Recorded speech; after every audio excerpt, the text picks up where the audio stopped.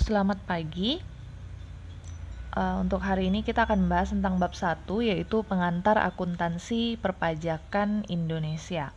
Untuk file PowerPoint-nya udah di-upload di Google Classroom, jadi boleh sambil dilihat-lihat kembali ya.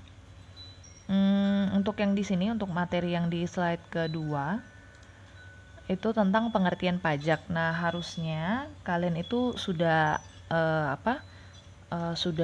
paham ya semuanya ya tentang pajak, karena semester sebelumnya sudah ada mata kuliah perpajakan. Jadi di sini saya sekedar mengulang saja. Di sini pengertian pajak yang saya ambil dari Undang-Undang Nomor 28 Tahun 2007. Pengertian pajak di sini adalah kontribusi wajib kepada negara yang terutang oleh orang pribadi atau badan yang bersifat memaksa berdasarkan undang-undang dengan tidak mendapatkan imbalan secara langsung dan digunakan untuk keperluan negara bagi sebesar-besarnya kemakmuran rakyat. Nah, di sini saya bahas per poin dulu. Yang pertama tentang kontribusi wajib kepada negara. Nah, di sini berarti wajib pajaknya ya, terutama yang sudah warga negara yang sudah mempunyai NPWP, itu merupakan kontribusi yang wajib. Memang wajib mereka berkontribusi dalam kegiatan ini, pajak ini. Terus di sini yang terhutang oleh orang pribadi atau badan. Nah, jadi wajib pajak di sini selain orang pribadi yang udah kalian pelajari di makul perpajakan, itu kan ada PPh pribadi. Nah, di sini kita juga belajar tentang wajib pajak yang berupa badan. Jadi organisasi, perusahaan seperti itu. Nah, di sini pajak itu bersifat memaksa, di mana dia itu wajib. Jadi kalau kalian tidak menyetorkan pajak atau tidak melaporkan pajak, nah itu ada dendanya. Kalau misalnya ada koreksi dan segala macam juga ada dendanya. Nah, semuanya diatur dalam undang-undang. Lalu di sini wajib pajak yang ikut serta dalam pajak ini, dalam bayar pajak berkontribusi dalam perpajakan, itu tidak mendapatkan imbalan secara langsung. Jadi misalnya dia udah bayar pajak, nah itu enggak serta-merta langsung ini imbalannya, itu enggak, tidak dirasakan secara langsung, tapi dirasakan secara tidak langsung. Karena pada dasarnya seluruh dana yang diperoleh pemerintah dari pajak itu nanti akan dikembalikan kepada rakyat, tujuannya memang untuk kemakmuran rakyat. Misalnya lewat pembangunan infrastruktur, atau misalnya untuk seperti sekarang di mana kondisi COVID lagi ada di Indonesia. Nah, semua bantuan-bantuan yang dikeluarkan pemerintah itu salah satunya kan memang dari pajak. Jadi itu memang salah satu sumber pendanaannya pemerintah. Oke, untuk pengertian pajak sampai di sini, nanti boleh dibaca-baca kembali ya. Saya lanjut ke slide selanjutnya. Kita lanjut ke slide yang ketiga. Di sini yang akan dibahas adalah tentang fungsi pajak. Fungsi pajak di sini sudah dituliskan, ada fungsi penerimaan, fungsi mengatur atau untuk regulator ya, lalu fungsi stabilitas, fungsi redistribusi, dan fungsi demokrasi. Kalau misalnya dibaca dilihat poinnya ya. Untuk yang fungsi penerimaan yang budgeter ini udah dibahas di pengertian pajak yang tadi di slide sebelumnya. Nah, di sini memang pajak itu adalah memang sumber dana bagi negara. Jadi negara dapat dana dari mana ya? Dari pajak salah satunya. Lalu selanjutnya adalah fungsi untuk mengatur. Nah, di sini bagaimana cara pemerintah mengatur? Salah satunya bisa lewat pajak. Jadi kebijakan-kebijakan pajak itu, nah itu salah satunya bisa digunakan untuk mengatur. Terutama misalnya nih kasus yang kemarin, kalau kalian ada baca-baca ya, yang perang dagang antara yang Amerika dengan yang China, itu salah satunya adalah di mana mereka menaikkan misalnya pajak impor. Oh ya, jadi kalau misalnya pengusahanya mau impor, misalnya pengusaha yang di Amerika itu mau impor barang dari Cina, di mana barang dari Cina itu kan jauh lebih murah gitu kan. Nah, itu dinaikkan pajaknya. Nah, itu menyebabkan para pengusaha itu kesulitan impor barang kalau dari Cina. Nah, akhirnya mereka memutuskan, oh ya pilih negara lain aja. Nah, ini menyebabkan Cina juga kekurangan kekurangan permintaan jadinya. Nah, begitulah. Jadi salah satu cara gimana negara mengeluarkan kebijakan, salah satunya juga bisa lewat ini, aturan pajak. Selanjutnya untuk fungsi yang stabilitas. Nah, stabilitas ini terkait dengan inflasi, peredaran mata uang. Jadi untuk bisa mengatur itu pasti kita tetap butuh dana. Nah, dananya ya balik lagi dari pajak. Nah, di sini pajaknya itu nanti akan dilakukan pemerintah, jadi kembali lagi ke kebijakan pemerintah, gimana cara mengatur inflasi. Misalnya lewat alokasi dari pajak ini, misalnya lewat APBN-nya atau bagaimana cara atur oleh pemerintah, sehingga nantinya peredaran uang itu bisa diatur. Terus yang selanjutnya adalah fungsi redistribusi. Di sini sebagai alat untuk pemerataan kesejahteraan dan keadilan dalam masyarakat. Yang harus digarisbawahi adalah keadilan di sini. Karena kan udah kita bahas juga di pengertian pajak, di mana kalau misalnya warga negara yang udah jadi wajib pajak ya, udah punya NPWP, nah itu mereka akan punya kewajiban untuk membayar pajak. Nah, bayar pajak ini nanti kasihnya ke siapa? Kembali lagi akan digunakan pemerintah itu untuk meningkatkan kesejahteraan rakyat secara adil. Jadi misalnya lewat pembangunan fasilitas umum di mana semua orang bisa gunakan. Nah, jadi masyarakat yang punya kelebihan dana, lebih makmur lah istilahnya ya. Nah, itu juga akan mendapatkan fasilitas yang sama juga dengan masyarakat yang kekurangan. Jadi ini bisa saling tolong menolong juga, dan lanjut lagi ke fungsi yang demokrasi berhubungan juga. Di sini kata kuncinya itu sistem gotong royong, saling tolong menolong ya, bersama-sama gitu. Seluruh rakyat Indonesia itu bersama-sama, misalnya lewat pembayaran pajak mereka untuk pembangunan Indonesia itu sendiri gitu ya. Ini untuk fungsi-fungsi pajaknya. Untuk slide yang selanjutnya, kita akan membahas tentang definisi akuntansi pajak. Karena kan ini memang mata kuliahnya akuntansi perpajakan. Jadi, apa sih akuntansi perpajakan itu? Nah, cuma sebelum masuk ke definisinya, ini saya ada pengantarnya dulu supaya setidaknya ada konsep untuk memberikan gambaran. Jadi kalian ntar waktu membahas tentang definisi akuntansi pajak, oh gini gitu ya. Nah, di sini di slide ke-5 itu saya menuliskan tentang pengertian pembukuan. Nah, ini juga seharusnya kalian udah jago karena ini memang sudah dipelajari di pengantar akuntansi 1. Nah, pembukuan itu adalah proses pencatatan yang dilakukan secara teratur untuk mengumpulkan data, informasi keuangan, harta, kewajiban, modal, penghasilan dan biaya, serta jumlah harga, perolehan dan penyerahan barang atau jasa yang ditutup dengan menyusun laporan keuangan berupa neraca, laporan laba rugi untuk periode tahun pajak tersebut. Oke, jadi untuk pengertian pembukuan intinya ya selama ini emang kerjaan kalian lah ya. Mulai dari kumpulin transaksi-transaksinya, terus diproses, pokoknya dicatat semua sampai menghasilkan laporan keuangan gitu. Nah, terus nanti laporan keuangan inilah yang akan digunakan di perpajakan gitu ya. Nah, kenapa sih kita harus repot-repot tentang pembukuan, tentang laporan keuangan? Apa sih sebenarnya hubungannya dengan pajak? Nah, itu ada di slide ke-6.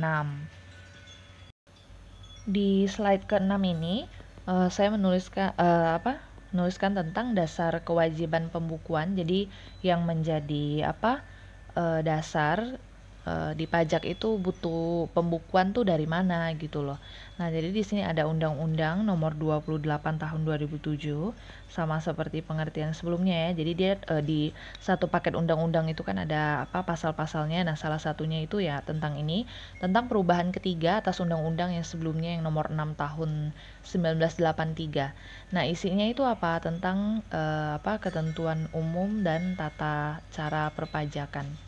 Di sini bunyinya mengatakan bahwa isi dari ini ya, hasil perubahannya itu, wajib pajak orang pribadi yang melakukan kegiatan usaha atau pekerjaan bebas dan wajib pajak badan di Indonesia wajib menyelenggarakan pembukuan.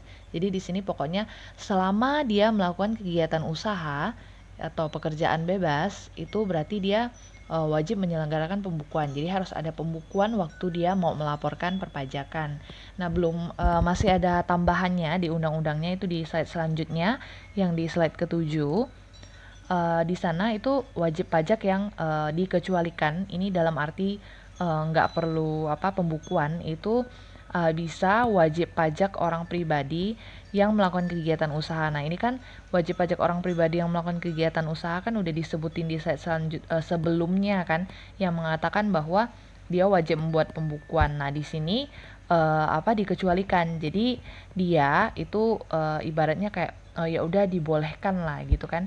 Dibolehkan itu tidak melakukan pembukuan, tapi dia itu harus nih diperbolehkan untuk menghitung penghasilan neto dengan menggunakan norma perhitungan penghasilan neto dan wajib pajak orang pribadi. Oke, jadi dia nggak perlu pembukuan, tapi tetap harus menghitung penghasilan neto dia menggunakan norma-norma perhitungan yang memang udah ditetapkan. Makanya yang ada seperti PPh 21 yang udah kalian pelajari perpajakan sebelumnya. Memang nggak perlu buat pembukuan kayak neraca laba rugi segala macam, tapi kan kita tetap harus hitung penghasilan kita berapa, PKP-nya berapa gitu kan. Nah, terus di sini juga yang wajib pajak yang boleh tidak menyelenggarakan pembukuan itu yang orang pribadi yang tidak melakukan kegiatan usaha atau pekerjaan bebas. Oke, terus saya lanjut lagi ke slide ke-8. Nah, di slide ke-8 ini juga ada tambahan juga undang-undang, yaitu ketentuan pajak sebagaimana yang diatur di pasal 4 ayat 4 undang-undang yang KUP, yang ketentuan umum perpajakan dan tata cara perpajakannya itu ya, yang menyatakan bahwa kalau terkait dengan pengisian SPT tahunan untuk pajak penghasilan yang wajib pajak diwajibkan untuk menyelenggarakan pembukuan. Tadi kan di slide yang 67 kan udah disampaikan yang wajib menyelenggarakan pembukuan siapa aja gitu, wajib pajak yang bagaimana. Nah, wajib pajak yang memang udah diwajibin ini untuk menyelenggarakan pembukuan ini, memang ketika lapor SPT tahunannya itu harus melengkapi dengan laporan keuangan. Nah, laporan keuangan ini intinya aja, jadi kita nggak seperti kita belajar tentang ini ya, sesuai PSAK itu harus 5-5-nya, sampai ARUSKA, sampai CLK itu harus lengkap, enggak. Tapi kalau untuk yang laporan pajak ini cukup neraca atau laporan posisi keuangan sama laporan laba ruginya, serta keterangan-keterangan lain yang diperlukan untuk menghitung berapa penghasilan kena pajak atau PKP-nya, atau di sini PHKP-nya ya. Nah, dari undang-undang ini semua lah, makanya kita nih dapat gambaran.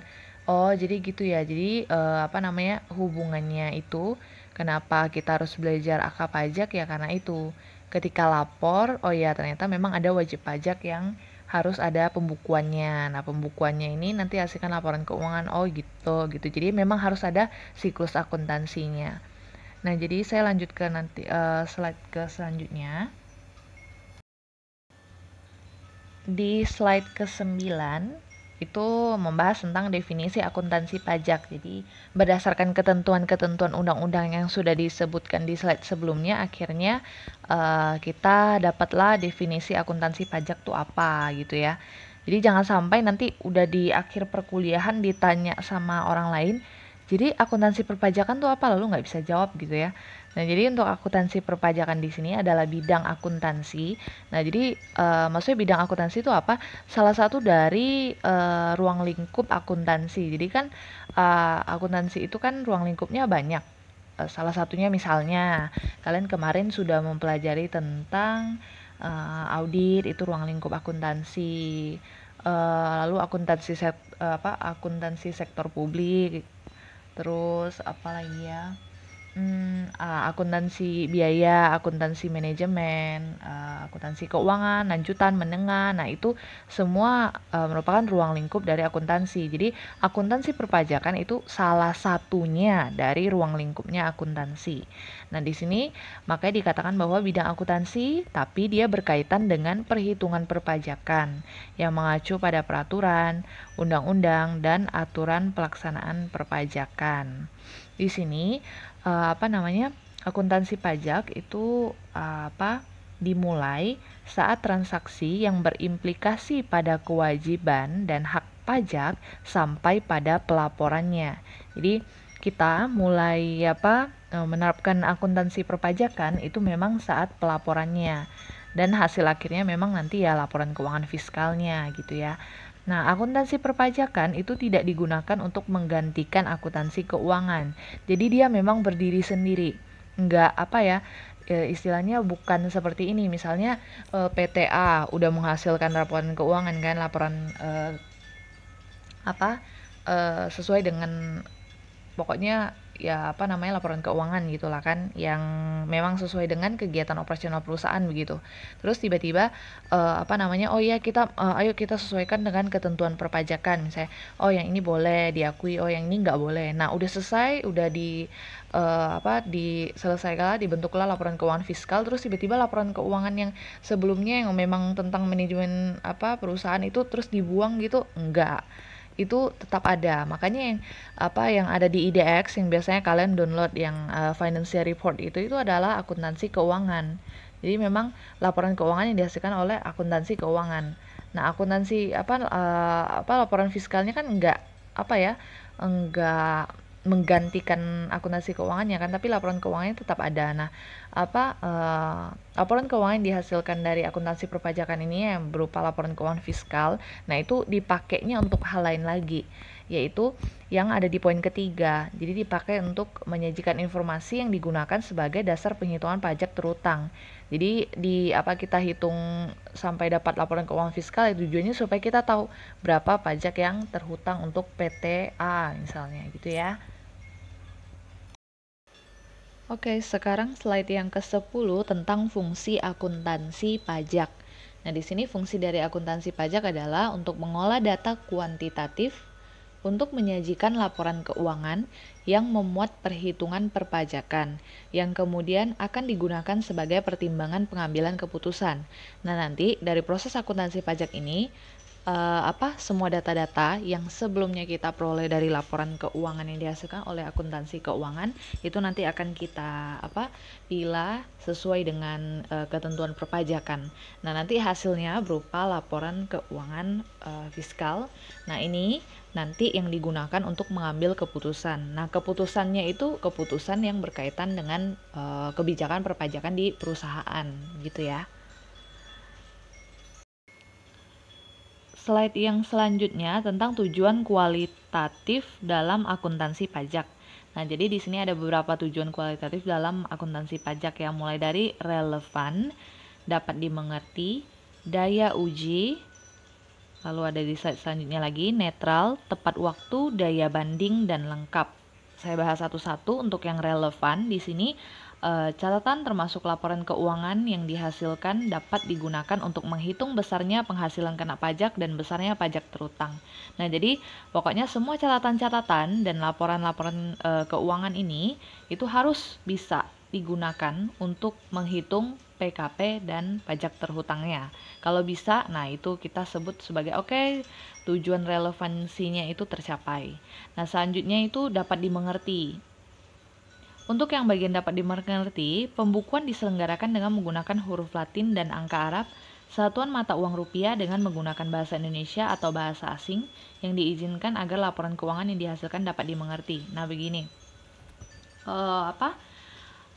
Supaya hasil dari laporan dari akuntansi perpajakan ini dapat dimengerti, itu memang harus menggunakan huruf Latin dan angka Arab. Angkanya maksudnya angka yang selama ini kita pakai, yang 1, 2, 3, lalu huruf yang alfabet, lalu untuk mata uang juga rupiah, karena ini memang berlakunya untuk yang di Indonesia ya. Lalu menggunakan bahasa Indonesia. Nah, untuk bahasa asingnya yang digunakan saat ini itu yang diperbolehkan baru bahasa Inggris. Nah, itu pun harus mengikuti ketentuan-ketentuan yang ditentukan. Jadi misalnya nih perusahaan kalian ada kerjasama dengan ada masuk pemodal asing gitu. Nah, itu bisa tapi harus diajukan dulu ke Kementerian Keuangan. Jadi sebelum kalian mengganti format dari laporan keuangan kalian dari Indonesia ke Inggris itu harus izin dulu. Atau juga kalau misalnya begini, perusahaan kalian baru berdiri misalnya. Lalu baru berdiri kalian langsung mau pakai bahasa Inggris untuk laporan keuangannya, itu juga sama, harus lapor dulu. Lalu untuk yang daya uji, nah di sini untuk akuntansi perpajakan sendiri, catatan yang digunakan untuk menghitung PKP yang dilakukan oleh wajib pajak akan menghasilkan angka yang sama apabila dihitung oleh orang lain. Nah ini pokoknya cara perhitungannya itu harusnya sama. Ibaratnya kita anggap skala kecil saja, misalnya di kelas ada latihan, lalu kalian diberikan soal. Nah, normalnya adalah hasil dari setiap mahasiswa itu harusnya sama. Karena apa? Cara perhitungannya sama, angkanya sama, datanya sama, data-data mentahnya yang dari laporan keuangannya sama, lalu ketentuan pajak yang digunakan kita juga sama-sama yang ada di Indonesia, jadi harusnya hasilnya sama. Itu kalau skala kecil, kalau kita bicara terkait di kelas. Tapi kalau misalnya kita bicara dengan yang skala lebih luas misalnya ya, ini ada yang namanya bagian pajak internal perusahaan. Jadi misalnya dia hitung, oke, pajak terhutangnya segini. Nah misalnya perusahaan itu juga meng-hire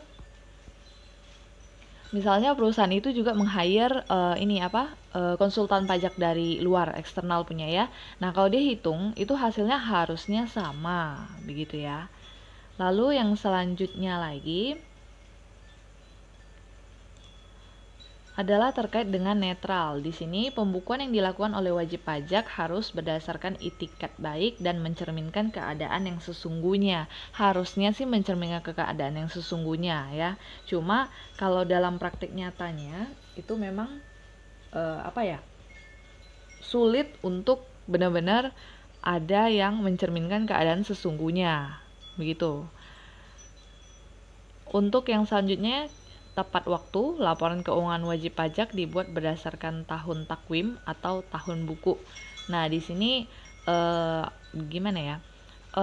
sebenarnya kurang lebih sama tahun takwim dengan tahun buku.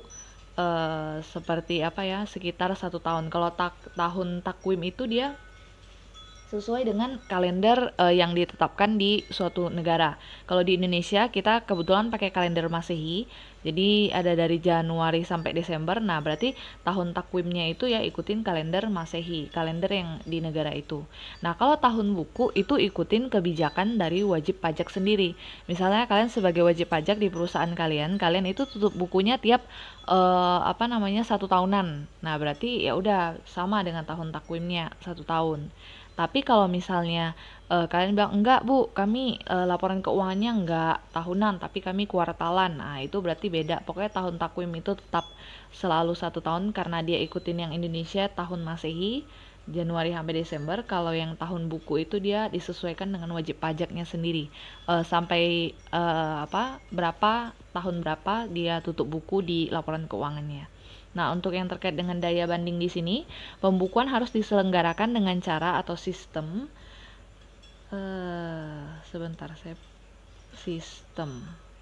Oke.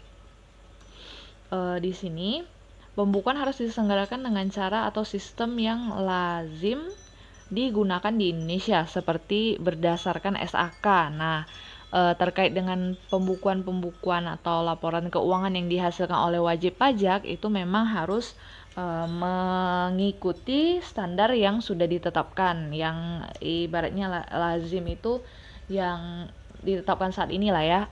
Kita bicara di skala besarnya saja. Kalau misalnya internasional itu kan ada standar keuangan yang internasional yang IFRS. Nah, kita Indonesia aja bahkan menggunakan itu sebagai ibaratnya pedoman atau seperti berbasis pada IFRS. Tujuannya apa ya? Supaya investor yang asing, pihak misalnya pengguna yang eksternal di luar Indonesia itu mereka juga bisa membaca laporan keuangan atau hasil pembukuan dari yang dihasilkan di negara Indonesia gitu. Paling beda bahasa aja, tapi kan formatnya sama. Nah, memang penting untuk di daya banding ini. Terus bagian yang terakhir ya, untuk ini itu adalah kelengkapan pembukuan sekurang-kurangnya memuat catatan tentang harta, kewajiban, modal, penghasilan, dan biaya, serta pembelian dan penjualan. Ini kalau misalnya terkait dengan mau lapor SPT ya, sekurang-kurangnya ada inilah. Jadi nggak perlu selengkap-lengkapnya sampai arus kas, CLK segala macam, ya penting ada ini aja. Hartanya, modalnya terakhir ini berapa, utangnya berapa, terus laporan laba ruginya, pendapatan, beban-bebannya berapa, begitu ya. Ini untuk terkait dengan akuntansi pajak. Untuk yang selanjutnya, saya mau fokus ke laporan keuangan, karena kan kita bahas tentang akuntansinya tadi udah pengertian akuntansi pajaknya sendiri, terus juga fungsi dari akuntansi pajaknya sendiri, tujuan kualitatif dalam akuntansi perpajakan, apa yang ingin dicapai, terus kita sekarang fokus ke bagian laporan keuangannya atau pembukuannya ya. Kita lanjut ke slide ke-14. Ini terkait dengan pembukuannya. Di sini ada ketentuan mengenai pembukuan dan pencatatan. Sebenarnya ini juga udah dibahas di tujuan kualitatif dalam akuntansi yang sebelum-sebelumnya, karena untuk mencapai tujuannya itu memang ada ketentuan-ketentuannya. Nah, di sini ketika wajib pajak itu melampirkan laporan keuangan atau pembukuannya ya, hasil dari pembukuannya itu harus diselenggarakan dengan itikat baik. Yang poin pertama yang ada di slide 14, memperhatikan itikat baik dan mencerminkan keadaan yang sesungguhnya, ini sudah di slide sebelumnya, jadi saya skip ya. Yang poin kedua juga sama, menggunakan huruf Latin, angka Arab, dan bahasa asing, ini sudah di slide sebelumnya juga. Lalu pembukuan diselenggarakan dengan prinsip taat asas dan stelsel akrual atau stelsel kas. Nah, di sini ini yang belum dijelasin di slide sebelumnya. Prinsip taat asas di sini adalah kita lihat dari kata taatnya ya, itu berarti konstan, selalu seperti ini, jadi tidak berubah-ubah. Memang disarankan tidak boleh berubah-ubah, usahakan selalu seperti itu. Nah, maksudnya apa yang selalu seperti itu, terutama di metode-metode akuntansi yang digunakan dalam pembukuannya atau pelaporan keuangannya. Nah, misalnya metode penyusutan itu kan ada macam-macam. Nah, harus pilih dan pakai, jangan diganti-ganti gitu. Misalnya dari awal kendaraannya garis lurus, ya udah sampai akhir garis lurus terus, jangan tiba-tiba di tengah jalan diganti metodenya. Atau misalnya tentang metode pencatatan persediaan, misalnya ada FIFO, LIFO segala macam. Itu nanti tahun pertama misalnya pakai FIFO, tahun kedua pakai LIFO. Nah, itu disarankan itu lebih taat. Nah, di sini ada terkait dengan stelsel akrual dan stelsel kas. Ini juga harusnya kalian sudah paham, udah sering dengar. Itu terkait dengan accrual basis dan cash basis. Yang accrual itu kan kita setiap kali kejadiannya terjadi kita langsung nyatat, walaupun cashnya belum ada kita nyatat terus. Makanya muncul biasanya bla bla dibayar di muka, atau bla bla diterima di muka gitu. Nah, ada muncul akun-akun seperti itu kan gara-gara accrual. Nah, kalau misalnya yang cash basis itu dia kan selalu ada kas masuk atau kas keluar, itu baru kita melakukan pencatatan akuntansinya. Nah, memang yang disarankan itu menggunakan yang akrual. Tapi kalau misalnya perusahaannya tetap kekeh pakai yang cash basis, nah itu ada beberapa perlakuan khususnya lagi nanti gitu. Jadi yang disarankan memang akrual, cuma kalau memang cash itu ada ketentuan-ketentuannya. Cuma nggak bisa disampaikan semua di PowerPoint, makanya kemarin saya udah kasih literatur di RPS, kalau misalnya sempat baca-baca sendiri, atau nanti saya coba lampirkan undang-undang, atau kalian juga bisa download sendiri sih undang-undang yang itu yang tadi yang nomor 28 tahun 2007. Nah, di sana boleh dibaca-baca, itu lengkap ya. Terus yang ketentuan selanjutnya itu yang ini di slide selanjutnya ya, ada pembukuan sekurang-kurangnya terdiri atas catatan. Ini juga sudah di poin sebelumnya yang ada minimal ada harta, kewajiban, modal, penghasilan, biaya. Nah, itu udah di slide sebelumnya. Terus pembukuan menggunakan bahasa asing dan mata uang selain rupiah diselenggarakan oleh wajib pajak setelah mendapat izin. Nah, ini yang itu ya, yang bahasa Inggris, yang sejauh ini baru bahasa Inggris yang di ini untuk bahasa asingnya. Terus yang poin ke selanjutnya itu ada pencatatan terdiri atas data yang dikumpulkan secara teratur tentang peredaran atau penerimaan bruto atau penghasilan berdasarkan dasar untuk menghitung jumlah pajak yang terutang, termasuk penghasilan yang bukan objek pajak dan atau yang dikenal pajak yang bersifat final. Nah, ini apa nih? Maksudnya apa di sini? Nah, intinya pokoknya pencatatan, pokoknya data-data semua terutama terkait dengan ini. Kalau kita bicara tentang badan ya, pokoknya data-data terkait tentang apa, misalnya penghasilannya, pendapatannya, hasil dari penjualannya segala macam. Nah, itu semua harus dicatat, harus dikumpulkan secara teratur, pokoknya harus lengkap begitu ya. Lalu di sini termasuk penghasilan yang bukan objek pajak atau yang dikenal dengan pajak yang bersifat final. Nah, untuk yang objek pajak, subjek pajak itu lebih rincinya akan dibahas di bab selanjutnya karena kita membahas tentang PPh juga. Terus yang pajak final itu yang pajak yang memang udah potong duluan, jadi udah PPh-nya udah final ya. Terus slide yang terakhir nih, ketentuan mengenai pembukuan dan pencatatan yang terakhir itu buku, catatan, dan dokumen yang menjadi dasar pembukuan atau pencatatan dan dokumen lain termasuk hasil pengolahan data dari pembukuan yang dikelola secara elektronik atau secara program online itu wajib disimpan 10 tahun. Cuma untuk saat ini ketentuannya sudah diubah menjadi 5 tahun. Tuh, jadi udah dilaporkan data-datanya itu harus disimpan terus selama, kalau dulu kan 10, kalau sekarang 5 tahun. 5 tahun terakhir itu harus direkap terus. Nah, selanjutnya kita fokus ke standarnya. Oke, yang selanjutnya tentang standar keuangan yang ditetapkan di Indonesia. Maksudnya kan tadi kan harus seragam kan pembukuannya gitu kan untuk Indonesia. Nah, jadi untuk standar keuangan yang ditetapkan di Indonesia itu kita ada 4. Ada di slide 17. Nah, di sini ada yang pertama, SAK yang merupakan konvergensi dengan IFRS. Saya baca yang bawah dulu, yang atasnya nanti ya. Terus yang kedua, SAK etap. Yang ketiga, SAK syariah. Yang terakhir itu SAP.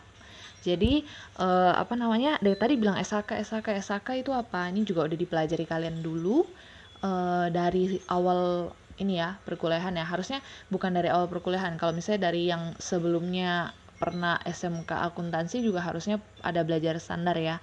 Jadi SAK itu kan adalah standar memang di akuntansi di Indonesia, yang dimana standarnya itu memberikan pedoman atau di sini tulisannya prosedur ya dalam kita menyusun laporan keuangan. Jadi memang pedomannya udah ada di sana. Nah, dalam SAK ini ada PSAK, ada ISAK, pokoknya semuanya lengkap di dalam. Nah, terus seperti yang saya sampaikan sebelumnya, untuk supaya bisa pengguna luar itu tahu apa laporan keuangan Indonesia itu, perusahaannya isinya apa laporannya, supaya mereka bisa baca gitu kan. Nah, akhirnya disesuaikanlah IFRS ini dengan SAK. Jadi IFRS itu apa? IFRS itu International Financial Reporting Standard, itu yang dibentuk oleh ISAB, International Accounting Standard Board. Itu jadi mereka juga sama, mereka juga bentuk standar akuntansi juga, itu sama juga pedoman laporan keuangan, cuma itu versi internasionalnya. Nah, jadi memang orang luar itu ya pakai pedoman itu. Nah, jadi mereka udah terbiasa dengan pedoman seperti itu. Nah, jadi untuk yang di Indonesia sendiri merasa bahwa Oh ya, supaya mereka juga bisa baca punya kita, maka kita harus menyesuaikan. Makanya kalau kalian di buku-buku AKM kalian, di buku AKL kalian, itu biasa tulisannya iya sudah disesuaikan dengan IFRS. Nah, biasa ada seperti itu. Jadi dia SAK-nya memang di sini keterangannya konvergensi dengan IFRS itu udah disesuaikan. Jadi benar-benar seperti berbasis gitulah ya pada IFRS. Nah, selanjutnya itu SAK yang etap ini. Nah, jadi ini untuk entitas tanpa akuntabilitas publik. Jadi untuk perusahaan yang tidak ada akuntabilitas publik, jadi memang tidak bukan perusahaan yang go public. Habis itu yang ketiga adalah SAK yang syariah. Memang ada ketentuan-ketentuan syariahnya. Terus yang terakhir adalah SAP gitu. Jadi harusnya itu SAP itu dipelajari di akuntansi sektor publik sih harusnya ya. Nah, kita nggak bahas panjang lebar soal ini karena ini cuma sebagai supaya informasi kalian tahu kalau oh ya kalau di Indonesia berarti kita pakai SAK yang udah disesuaikan dengan IFRS gitu. Nah, di slide yang terakhir sebelum materinya selesai itu ada tabel perbandingan antara SAK yang kita pakai dengan SAK etap dengan ketentuan perpajakan gitu. Nah, terkait dari definisi laporan keuangan sendiri, ini sebenarnya bisa dibaca sendiri sih ya. Jadi saya baca inti-intinya aja lah. Nah, untuk yang untuk yang slide ke-18 itu ada definisi laporan keuangan. Nah, menurut SAK yang kita gunakan, yang SAK yang pertama itu, laporan keuangan diartikan itu sebagai penyajian struktural dari posisi keuangan dan kinerja keuangan suatu entitas. Jadi memang suatu perusahaan kinerja keuangannya gimana, posisi keuangannya aset, liabilitas, ekuitasnya bagaimana. Nah, kalau SAK etap sendiri tidak ada definisi secara khusus karena dia memang dia buat laporan keuangan ya memang untuk tujuan tertentu aja gitu. Nah, untuk ketentuan perpajakan, itu ketentuan pajak tidak mendefinisikan laporan keuangan dengan tidak mengatur standar penyajian laporan keuangan sendiri gitu. Jadi dia memang sampaikan saja kalau bisa ikutin yang sudah berlaku di Indonesia selama ini, yaitu yang SAK gitu. Jadi memang untuk selanjutnya kita pedomannya memang ke SAK. Terus tujuan dari laporan keuangan ya kalau SAK untuk memberikan informasi, lalu untuk menunjukkan hasil pertanggungjawaban manajemen yang biasa kalian download di financial reporting itu dia sudah sesuai dengan SAK. Nah, terus SAK etap itu menyajikan informasi juga sama, cuma dia memang kalau dia merasa ada pihak eksternal yang memang butuh, dia baru akan membuat laporan keuangannya untuk yang SAK etap. Terus yang ketentuan pajak untuk bisa digunakan, jadi dia memang laporan keuangannya ya tujuannya itu aja memang untuk pelaporan, untuk lapor pajak. Terus yang selanjutnya itu yang ada di slide ke-19 ini adalah informasi dalam laporan keuangan, maksudnya akun-akunnya ya SAK seperti biasa lah ya, aset, liabilitas, ekuitas, pendapatan, kontribusi dari dan distribusi kepada pemilik, arus kas gitu ya. Terus untuk yang SAK, unsur-unsur yang terkait langsung dengan pengungkapan, unsur-unsur yang terkait dengan langsung dengan kinerja. Lalu yang untuk pajak memang jauh lebih simpel lagi, benar-benar hanya ini minimalnya harta, kewajiban, modal, penghasilan, biaya memang yang dipakai. Terus untuk komponen laporan keuangannya kalau yang SAK kita lengkap ya, itu lanjutannya sampai di slide ke-20. Jadi untuk yang SAK memang kita laporan posisi keuangan, laba rugi, perubahan ekuitas, arus kas, CLK. Terus untuk yang SAK etap dia neraca, laporan laba rugi, perubahan ekuitas, terus laporan arus kas, CLK juga, cuma memang dia jauh lebih sederhana, sangat jauh lebih sederhana. Kalau yang ketentuan pajak memang tidak perlu banyak-banyak, cukup neraca dengan laporan laba rugi aja. Untuk yang kalau lapor ini ya, lapor SPT ya. Nah, untuk materi yang pertemuan pertama ini sebenarnya materi untuk kalau di RPS ya, ini materi untuk pertemuan ke-2 dan 3. Sebentar saya buka RPS-nya dulu. Ini harusnya materi untuk pertemuan 2 dan 3, cuma saya sengaja percepat aja, diringkas aja, soalnya kita fokusnya memang ke bab selanjutnya. Jadi lebih baik pertemuan kedepannya kita pakai untuk yang hitungan aja.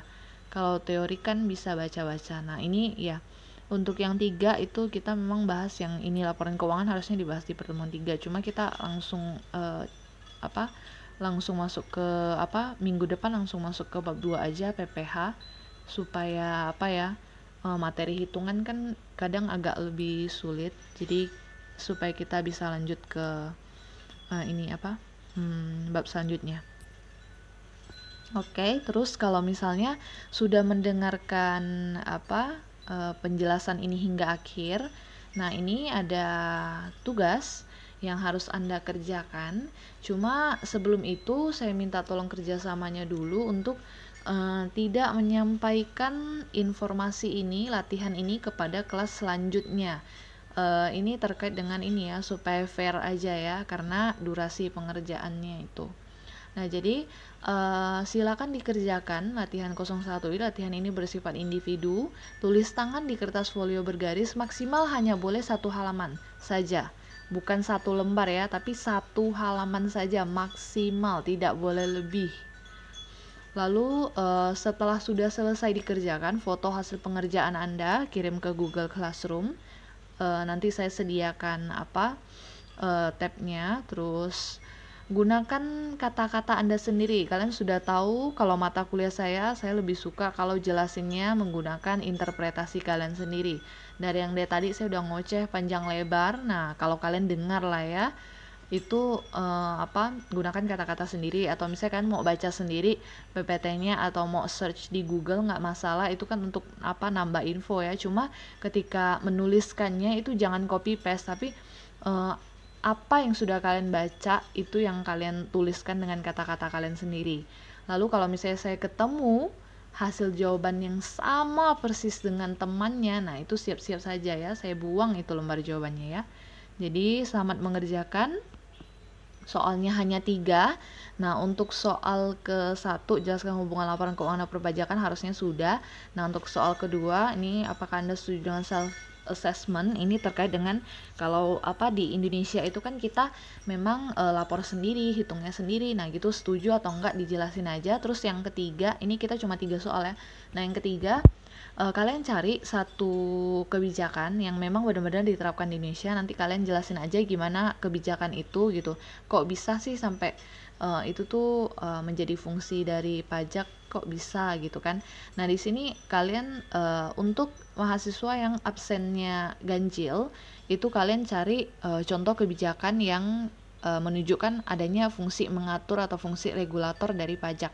Nah, untuk mahasiswa yang absennya genap, silakan cari kebijakan yang bisa menunjukkan fungsi stabilitas dari penerapan kebijakan ini terkait dengan pajak itu sendiri ya.